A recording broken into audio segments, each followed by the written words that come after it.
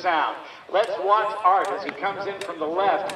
He's going to try to do a demonstration of hovering in this aircraft and demonstrating just how versatile the Harrier jump jet can be.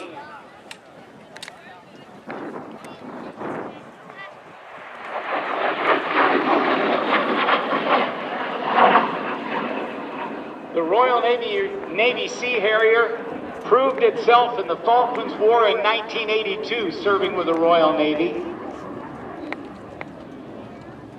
Art is hoping, and he will know here very, very shortly, if he will have enough thrust to hover the aircraft. On a day as hot as today, it could be that he won't get the indications in the cockpit that he needs to demonstrate the hovering capability of this Royal Navy Sea Harrier.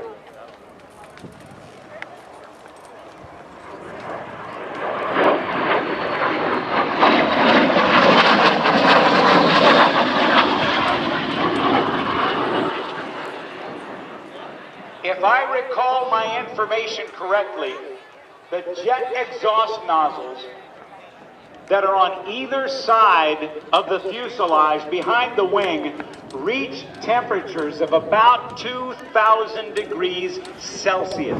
It will melt asphalt. The cold nozzles off the front part of the engine, which is not jet exhaust but still very hot air, is actually reaching temperatures of 700 degrees Celsius. So it's colder than the jet exhaust, but not too cold. Art Nalls, when he got this thing in flying condition, rolls to the left and rolls to the right. When he got this aircraft in flying condition out in Virginia, the first test flight went perfectly.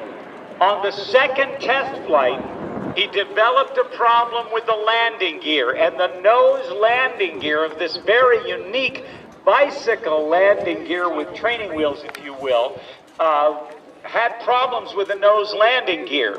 He went to Patuxent River Naval Air Station and went to a round pad that was used for Harrier takeoff and vertical takeoff and landing. He set it down, and when you look at the video on the internet, it looks like it went down very gently. But Art Nalls said once the main gear touched down and the power went off, the nose came down and fell about 6 feet. He felt like he was being dropped in a steel office chair from a height of about 6 feet. He was afraid that the ejection seat was going to blow and he was going to get killed. Then he was also afraid it might have broken his back. It did not. They made a quick fix, and he had it all worked out. And this, ladies and gentlemen, is a piece of history, because nowhere else in the world can you see a civilian-owned Royal Navy Sea Harrier. Now, it looks like he's slowing down. I think he may have burned off enough fuel to make the aircraft light enough so we can actually make the aircraft hover. You may also at some point see in its vertical takeoff some smoke, and that smoke is the result of distilled water being shot into the engine to cool the engine, make it burn more efficiently, and generate more thrust. In other words, you pour water on the fire to make it burn better. Go figure. All right, I think he's got it worked out that he's going to be coming in a little bit closer to us. He is making calls to his crew chief and the air boss. We will hear on our radio in just a moment. When he comes through a speed of 90 knots, indicated airspeed, that's about 104 miles per hour, as our car speedometers show.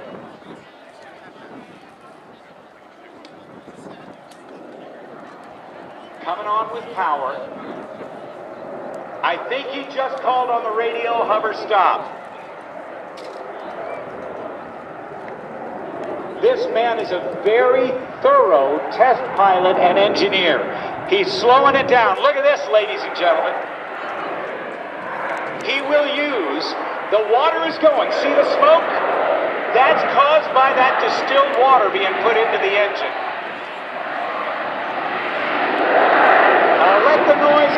because you're not going to be able to hear me.